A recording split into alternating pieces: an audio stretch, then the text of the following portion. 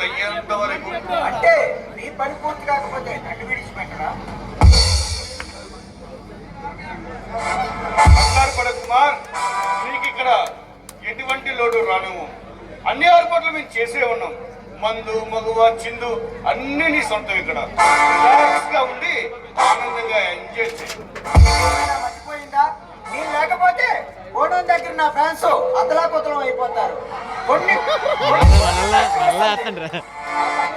మాకు కూడా తెలుసు, కానీ మాకు వచ్చిన నష్టాన్ని ఎవరు తెలుస్తారు? కష్టమైన నష్టమైనా సరే పడి ఉండాల్సిందే రానా రాజు.